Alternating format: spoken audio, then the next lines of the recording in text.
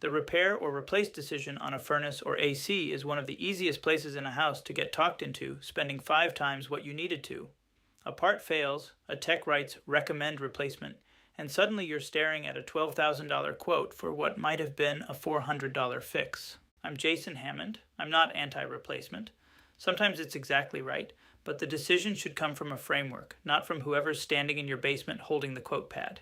Here's the math I'd actually use. Step 1. Get the age off the data plate before anything else. Find the metal plate on the furnace and on the outdoor condenser and decode the build date. A gas furnace lasts 15 to 20 years. Central AC, 12 to 15. A 6-year-old system with a failed part gets repaired. A 19-year-old system with the same part is a different conversation. A tech who quotes replacement without telling you the age is skipping the most important number. Step 2 for the AC. What refrigerant does it use? Units made before about 2010 use R22, which is no longer manufactured and gets more expensive every year. So if your old AC is leaking refrigerant and needs a recharge, you're paying hundreds of dollars a pound to put it into a system that's leaking anyway. An R22 system that needs refrigerant is usually a replace, not because the unit's junk, but because feeding it is throwing money into a leak.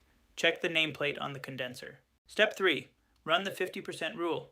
If a single repair costs more than half the price of replacing that component and the unit's in the back half of its life, replace it.